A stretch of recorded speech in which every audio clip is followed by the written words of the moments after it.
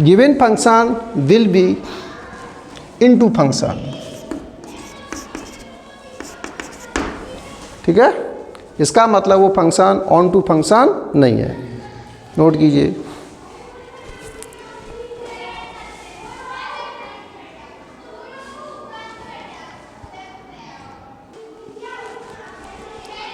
Next question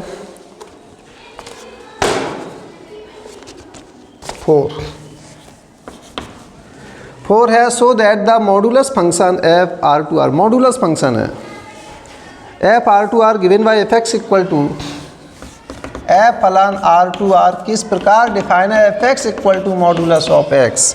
अब देखो modulus of x की उसने डेफिनेशन भी दी है, is neither one nor on two, where modulus of x is x if x is positive or 0 and modulus of x is minus का x प्राप्त होता है if x is नेगेटिव। इसका मतलब मॉडुलस ऑफ x जो function होता है उसकी डेफिनेशन उसने खोल के रख दी आगे, उससे कोई मतलब नहीं है। आप तो जानते हैं modulus of x is always positive देता है। x की वैल्यू 0 से बड़ी आती है तो x आएगा, x की वैल्यू 0 से छोटी है तो मॉडुलस ऑफ x की वैल्यू माइनस की x आएगी, तभी तो पॉजिटिव होगा। जैसे आपसे कहा जाए -2 का मॉडुलस बताओ, क्या आएगा? +2। +2 कैसे आया? क्योंकि आपको दिखाई दे रही है, एक मिनट, हाँ हम यहाँ ये बता रहे थे -2 के मॉडुलस की वैल्यू +2 कैसी होती है, इधर ही समझा भी। -2 का मॉडुलस +2 कैसे होता है? आपको दिखाई दे जाए कि मॉडुलस के अंदर की संख्या नेगेटिव है तो उसे पॉजिटिव करने के लिए मॉडुलस के अंदर की संख्या में माइनस का गुणा कर देते हैं, तब ये पॉजिटिव आती है। अगर आपसे ये कहा जाए कि a इज लेस देन 0 के लिए मॉडुलस ऑफ a की वैल्यू बताओ क्या प्राप्त होगी, मॉडुलस ऑफ a की वैल्यू बताओ क्या प्राप्त होगी? गलत जवाब, माइनस की आएगी। क्या आएगी? माइनस। बिकॉज यहाँ a की वैल्यू 0 से कैसी है? छोटी। अरे ये -4 हो सकता है, -3 हो सकता है, तुम कह रहे हो कि a ही आएगा, a का मतलब -4 आ जाएगा। फिर यहाँ पर हम कह रहे हैं कि जो a है वो कैसा है? नेगेटिव। इस बात से हमने कह दिया यहाँ पर जो a है वो कैसा है? नेगेटिव। तो उसे पॉजिटिव करने के लिए ये हमने चिन्ह लगाया है माइनस का। समझ आई बात? आगे क्या, अगर मॉडुलस के अंदर की संख्या आपको दिखाई दे जाए कि ये नेगेटिव है, दिखाई दे जाए, तो उसी संख्या में हम माइनस का क्या कर देंगे? गुणा कर देंगे, बस मॉडुलस से मुक्त हो जाएगा ये। तो यहाँ पर आपको दिखाई दे गया कि मॉडुलस के अंदर की संख्या क्या है? -2, तो दिखाई दे गया ये, इसलिए आपने इसमें माइनस का क्या किया है? गुणा किया है। आपको ये दिखाई दे गया कि मॉडुलस के अंदर की संख्या कैसी है? ये पॉजिटिव नहीं है, ये कैसी है? नेगेटिव। क्यों? हमने बोल दिया यहाँ पर दिस इज नेगेटिव, तो ये नेगेटिव दिखाई दे गया, तो इसे पॉजिटिव बनाने के लिए हमने यहाँ पर क्या किया है? माइनस का गुणा किया है। समझ में आ गई बात? आगे क्या, तो -1 अगर आपसे पूछा जाए, एक और चलो क्वेश्चन करते हैं, -a का मॉडुलस बताइए for a is greater than 0 के लिए, find the value of modulus, चलो ऐसे लिख देते हैं, modulus of -a is equal to क्या आएगा? If a is greater than 0, बताओ क्या आएगा? -a का मॉडुलस क्या आएगा? एक ही है, वो प्रश्नवाचक चिन्ह लगा हुआ है। हाँ बोलो, ए आएगा। क्या आएगा? ए आएगा। सही है। माइनस को आप हटा सकते हैं, कोई दिक्कत नहीं है। इसको पहले आप इस तरीके से आप लिख लो इसे, ठीक है।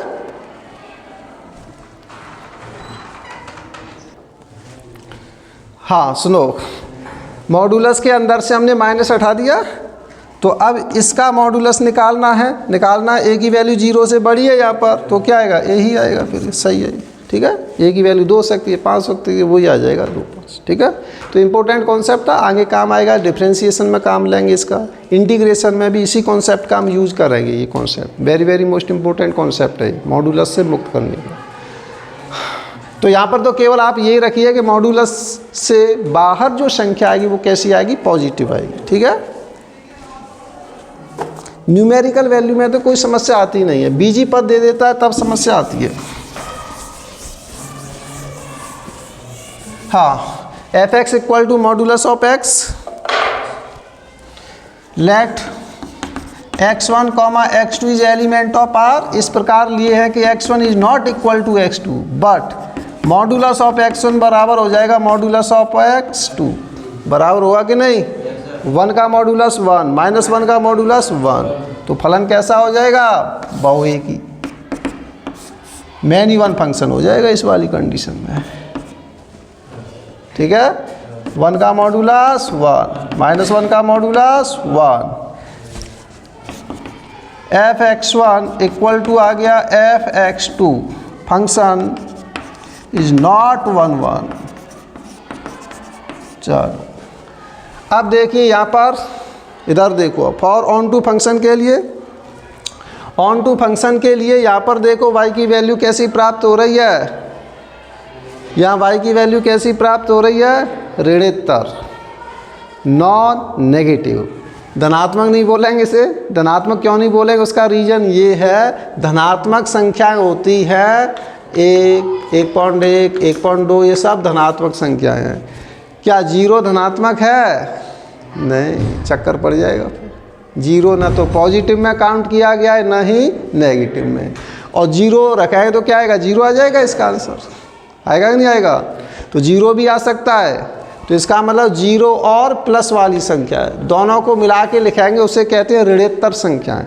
इसका मतलब ये जो संख्याएं बची हैं इनको हम कैसी बोलेंगे, ऋणोत्तर, नॉन नेगेटिव रियल नंबर्स।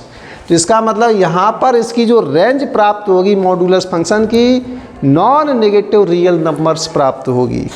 तो इसका मतलब नॉन नेगेटिव रियल नंबर्स है, तो नेगेटिव जो संख्याएं हैं इसके अंतर्गत वो छूट गई, उनका रिलेशन किसी से नहीं हुआ होगा। यहाँ पर जो y की वैल्यू कैसी प्राप्त हो रही है, धनात्मक मान लो, चलो एक बार जीरो और धनात्मक संख्या, यहाँ y की वैल्यू जीरो प्राप्त हो सकती है और धनात्मक संख्याएं प्राप्त हो सकती हैं, ठीक है। तो इसका मतलब इसमें जो नेगेटिव संख्या हैं उनका रिलेशन किसी से नहीं हुआ होगा, तो इसका मतलब वो छूट गई, उसे आप लिखो। Range of modulus function, range of modulus function is set of non negative real numbers, non negative real numbers.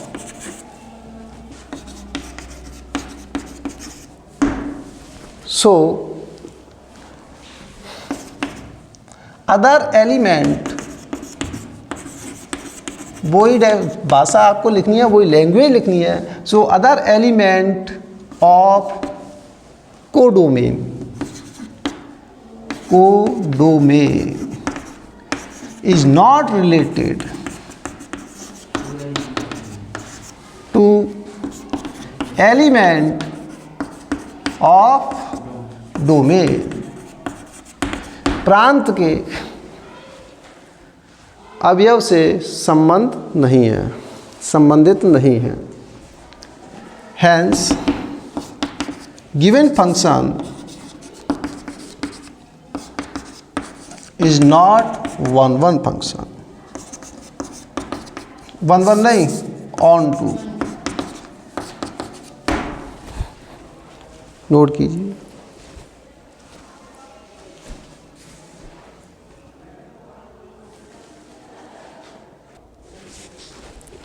अब देखते हैं क्वेश्चन नंबर 5।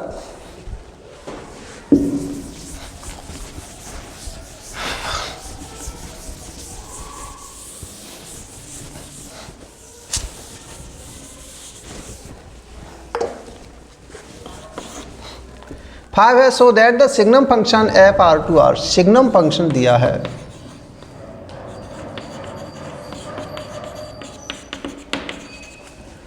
FR2R किस प्रकार डिफाइन है? fx इक्वल टू, ये सिग्नम फंक्शन कहलाता है 1 if x is greater than 0। इसकी वैल्यू 0 प्राप्त होती है इफ x इक्वल टू 0। इसकी वैल्यू -1 प्राप्त होती है if x is less than 0। तो यहाँ पर रेंज में केवल 3 एलिमेंट दिखाई दे रहे हैं, इसलिए ऑन टू फंक्शन नहीं होगा। क्यों नहीं होगा? क्यों यहाँ y की वैल्यू ओनली 1 आती है, 0 आती है और -1 हो सकती है। इसके अलावा तो y की वैल्यू और कोई आएगी नहीं। तो इसमें से, हाँ, इसमें से अदर एलिमेंट है वो किसी से रिलेशन नहीं रखेंगे। फिर इसमें कौन कौन से एलिमेंट रिलेशन रख रहे हैं? 1 0 -1, और जो एलिमेंट है 1.2 2 3 4 ये सब छूट गए, इनका रिलेशन किसी से नहीं हुआ होगा।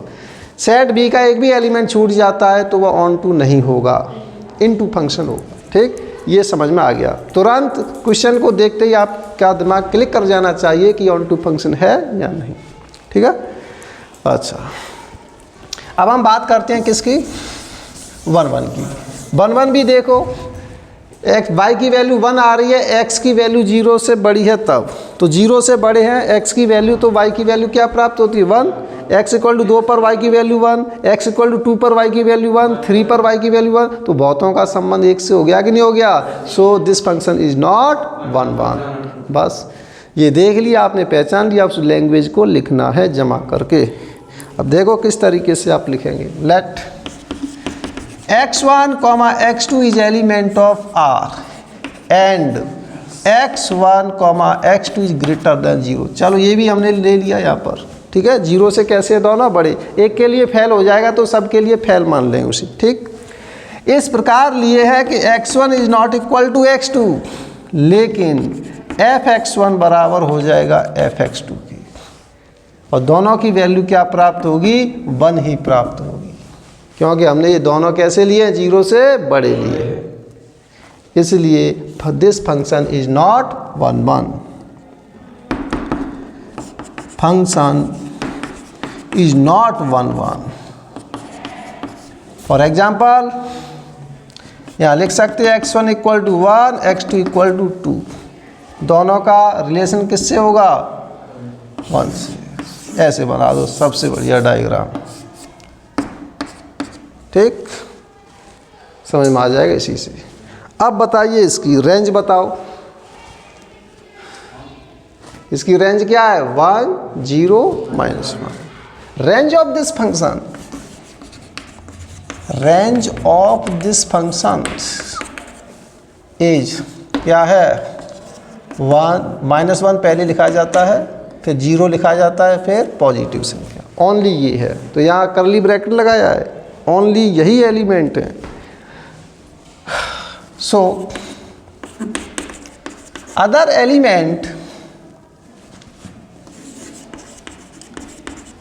Element of codomain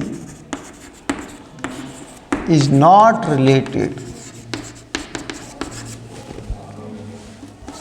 to element of domain. Domain के एलिमेंट से संबंधित नहीं है। Hence given function is not onto function नहीं है। नोट कीजिए।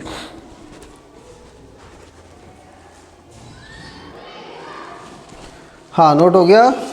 और नीचे आप लिख सकते हो, लिखना चाहे तो so given function is neither 1 1 nor onto function.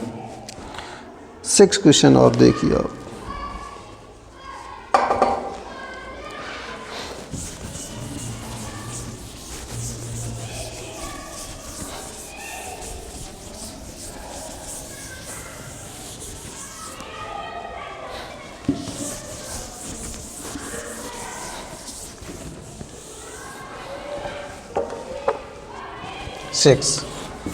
Six में let A equal to given है, A equal to 1 2 3, B equal to 4 5 6 7, and f है A to B a function from A to B. F A to B में इस प्रकार define है, F equal to प्राप्त होता है 1,4, 2,5, 3,6।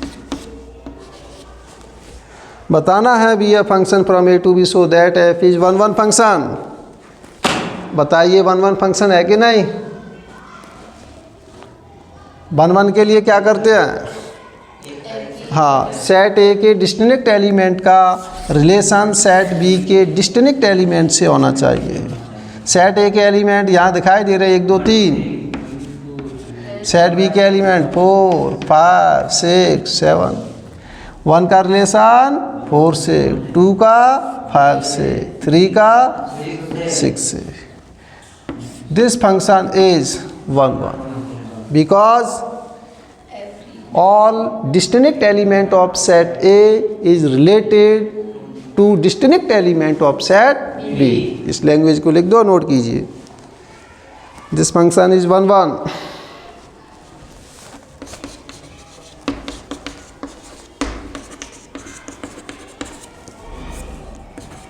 because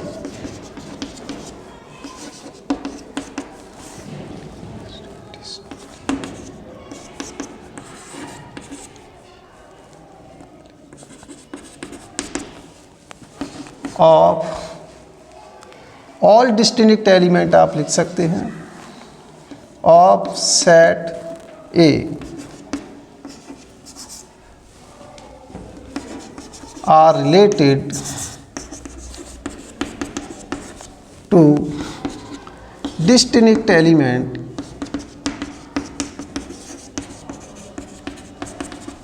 of set B।